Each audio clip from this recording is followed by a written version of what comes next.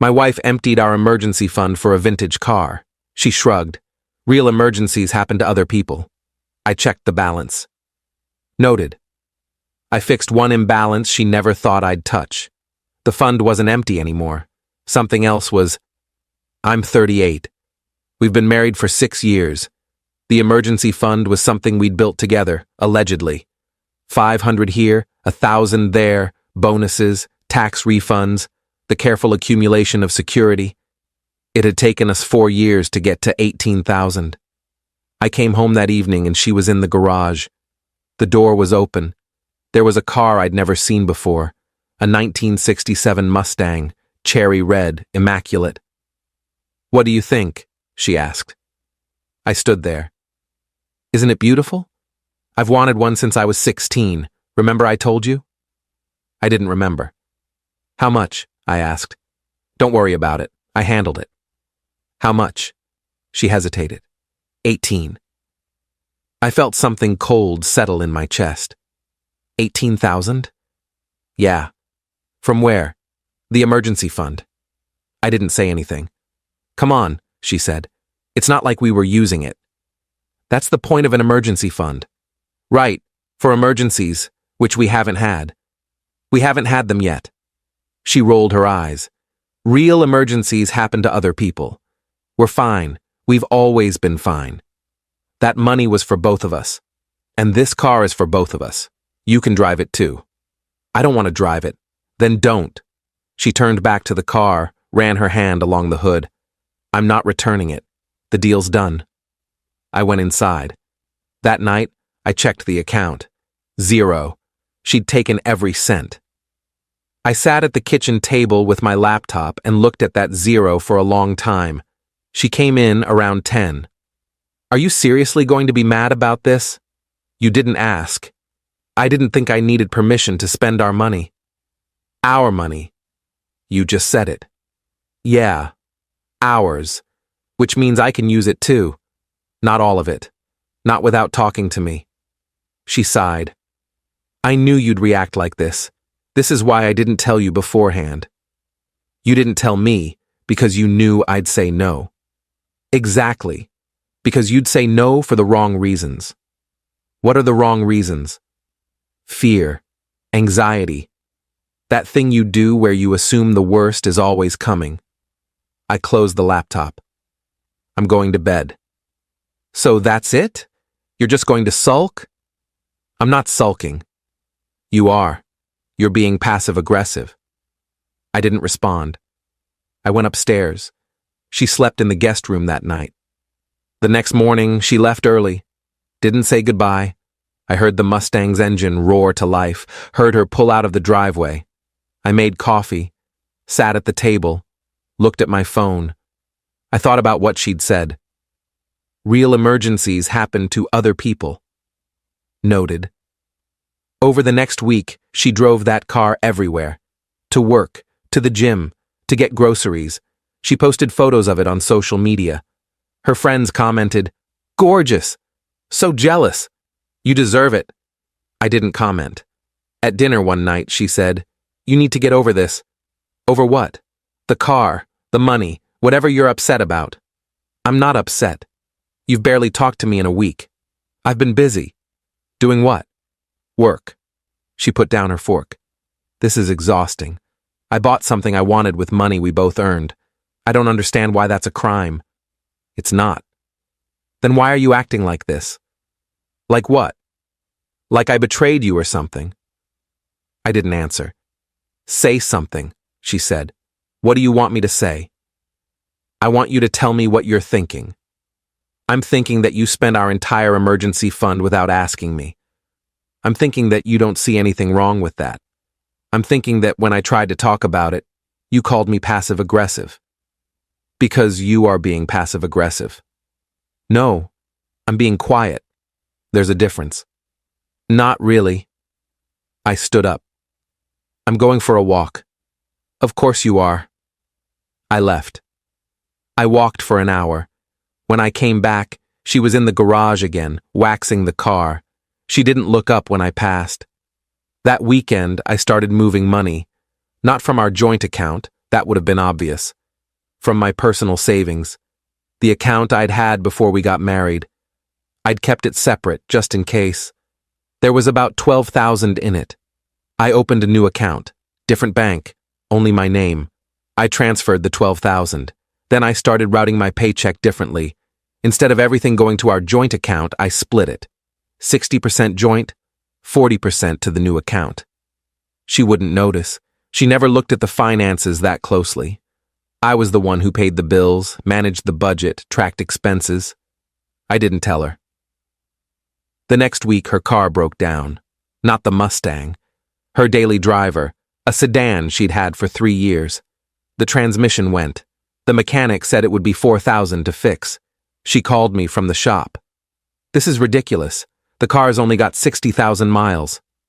What did he say was wrong? Transmission. He says it's shot. How much to fix it? $4,000. I didn't say anything. Hello? Are you there? I'm here. So what do we do? What do you mean? Do we fix it or get a new car? I don't know. What do you want to do? I want to fix it. It's cheaper than buying something new. Okay. Okay, so can you transfer the money? He needs a deposit today. From where? Silence. From our account, she said slowly. Which account? Our joint account. Where else? We don't have $4,000 in the joint account. What? Yes, we do. No, we don't. Check again. I don't need to check. I know what's in there. Then where's the money? What money? Our money. We always have at least $5,000 or $6,000 in checking. We did. Before you spent $18,000 on a car. That was the emergency fund, different account. Right. And since then I've been catching up, paying bills, buying groceries, gas, everything we need. It adds up. So we have nothing? We have about $1,200. Are you serious? Yes. Well, what am I supposed to do? I need my car. I don't know. You don't know? That's your answer? I can't fix your transmission through the phone. Don't be an ass. You know what I mean. Put it on a credit card. I don't want to use the credit card. The interest rate is insane. Then I don't know what to tell you. This is unbelievable. What is? You. Acting like this isn't your problem. It's not my problem. It's your car. We're married. It's our problem. Like the emergency fund was our money? Silence. I'm hanging up, she said. Okay. She hung up. That night, she didn't come home until after 10. When she did, she went straight to the bedroom. I was on the couch watching something I wasn't really watching. The next morning, she was cold. Poured her coffee without offering me any. Left without saying goodbye. I checked the credit card statement that afternoon. She'd charged the repair, $4,217. I didn't say anything. Over the next month, things got quieter. We talked when we needed to. What do you want for dinner? Can you pick up milk? I'll be late tonight. Functional, transactional. She stopped driving the Mustang as much. It sat in the garage most days. When I asked why, she said gas was expensive. I didn't point out the irony. In November, the furnace died. The house got cold fast. I called a repair guy. He came out, looked at it, said it was beyond fixing. We needed a new one. How much? I asked.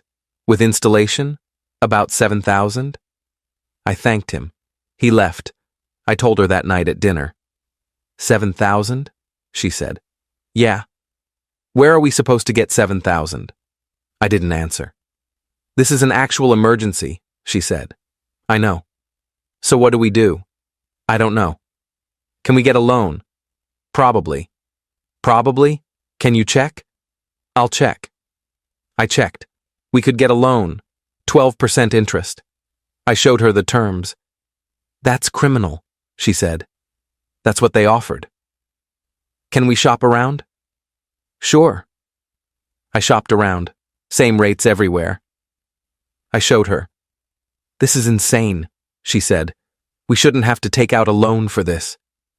We wouldn't have to if we had an emergency fund. She looked at me. Are you seriously bringing that up right now? I'm just stating a fact. No, you're being petty. I'm being petty? We have no heat because we have no savings. We have no savings because you spent it on a car. That was months ago, and we haven't rebuilt it. Because you've been weird about money ever since. I've been weird? Yes, you have. You've been distant and cold and acting like I'm some kind of criminal. I never said that. You didn't have to. We took the loan. The furnace got installed the week before Thanksgiving. The house warmed up. Things between us didn't. On Thanksgiving, we went to her parents' house. Her dad asked about the Mustang. She talked about it for 20 minutes. How beautiful it was. How smooth it drove. How she'd always dreamed of having one. Smart investment, too, her dad said. Those things appreciate. That's what I told him, she said, gesturing to me. I smiled. Didn't say anything. Her mom asked if we were doing okay. You both seem tired, she said. We're fine, my wife said. Just busy. On the drive home, she said, you were quiet today. Was I? You barely said 10 words. I didn't have much to say. You could have backed me up when I was talking about the car. Backed you up how? I don't know. Agreed with me. Said something nice about it. You want me to lie to your parents? I want you to support me. I don't support the decision. You know that. It's been 4 months. I know. You need to let it go. I didn't respond.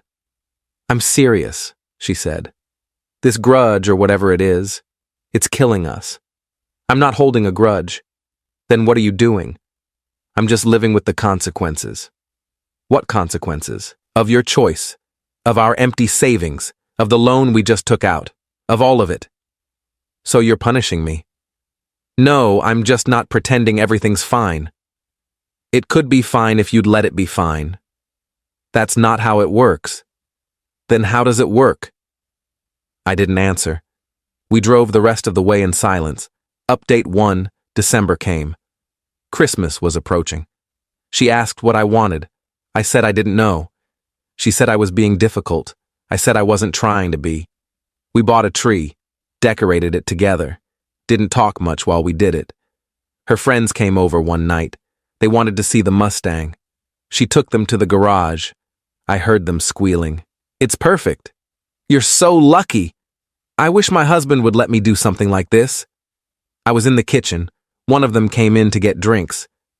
You're a good husband, she said, letting her have her dream car. I smiled. Thanks. My husband would have had a fit. Everyone's different. She left with the drinks. I stood there for a while. That night, after her friends left, she was happy. Happier than I'd seen her in months. That was fun, she said. Good.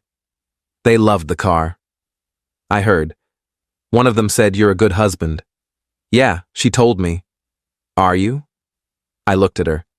Am I what? A good husband. I don't know, am I? I don't know either anymore.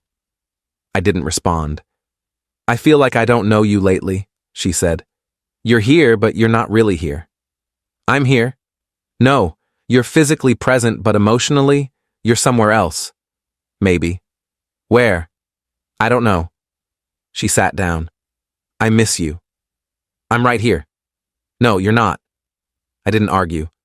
Do you still love me? She asked. Yes. Are you sure? Yes. Then why does it feel like you don't? I didn't answer. Talk to me, she said. Please. I don't know what to say. Say anything. Say you're mad. Say you hate me. Say something real.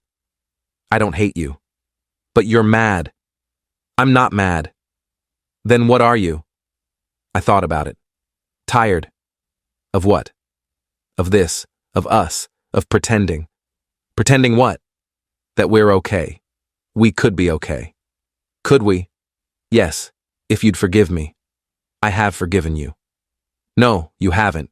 You say you have, but you haven't. Maybe she was right. I don't know how to get past this, I said. Past what? The car? The money? All of it. Then tell me how. Tell me what you need. I needed you to ask before you spent $18,000. I can't undo that. I know. So what do we do? I don't know. She started crying. I don't want to lose you. You're not losing me.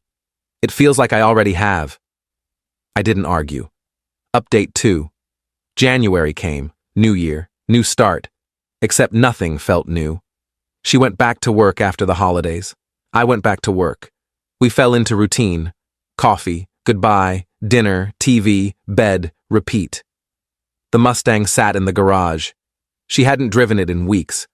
One Saturday, I asked why. It's winter, she said.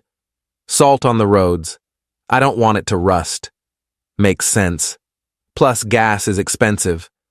I didn't say anything. I know what you're thinking, she said. What am I thinking? That I wasted money on something I'm not even using. I didn't say that. You didn't have to. The new account I'd opened had grown to almost $20,000.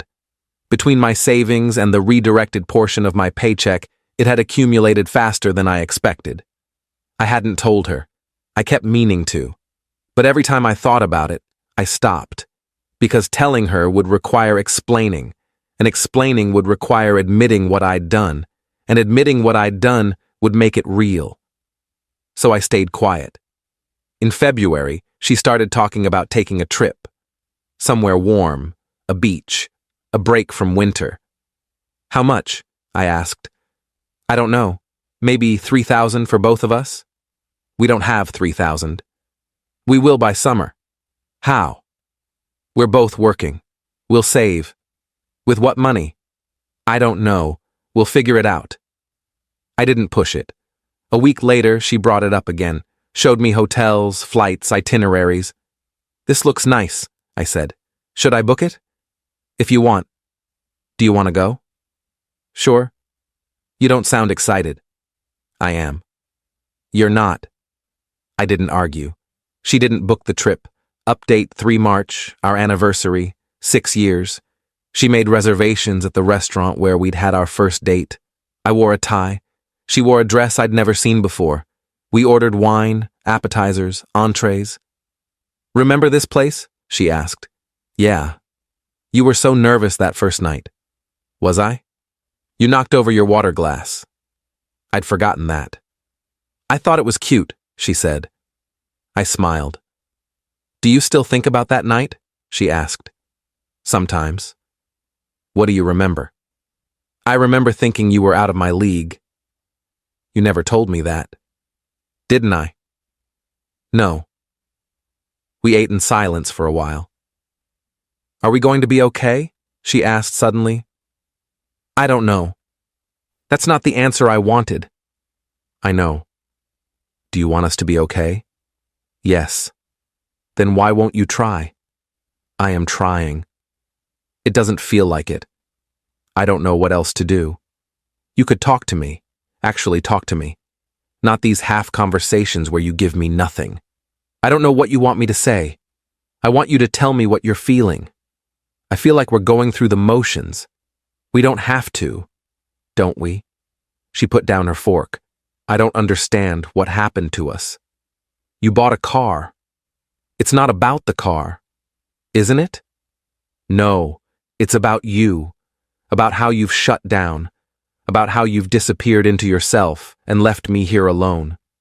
I'm sitting right across from you. But you're not here. Not really. Maybe she was right. The check came. I paid. We drove home in silence. Finale update. It's April now. 7 months since the Mustang. The account I've been hiding has $23,000 in it. More than we had in the emergency fund. More than enough to cover anything that might happen. But I haven't told her. I keep thinking I will. Tomorrow, next week. When the time is right. But the time is never right. Last week, she asked if we could talk. We sat on the couch. She had her hands folded in her lap. I think we should go to counseling, she said. Okay. Okay? That's it? What else should I say? I don't know. I thought you'd resist. Why would I resist? Because you've resisted everything else. I haven't resisted. You have. You've resisted moving forward. You've resisted forgiving me. You've resisted being present. I didn't argue. I've been looking into therapists, she said. There's one who specializes in financial conflicts in marriage. Financial conflicts. Yeah, that's what this is, right? Is it? Isn't it? I didn't answer. I want to fix this, she said. I want to fix us. Okay. So you'll go? Yes. We have our first appointment next week. I don't know what I'll say. I don't know if I'll tell her about the account, about the money I've been hiding, about the imbalance I fixed without asking her. Part of me wants to tell her, wants to see her face when she realizes, wants her to understand what it feels like to be excluded from a financial decision. But part of me knows that's petty, cruel even, that two wrongs don't make anything right. I'm sitting here now, in the kitchen, with my laptop open. The account balance stares back at me. $23,847. The emergency fund isn't empty anymore. But something else is. I don't know if it's trust, or respect, or love. I don't know if it's her or me or both of us. I just know that we're here, in this house, with a vintage car in the garage that nobody drives, and money in an account that nobody knows about, and a marriage that's bleeding out quietly. The therapist might help, or she might just confirm what I already know. That some things once broken don't get fixed. They just stay broken, and you learn to live around the sharp edges.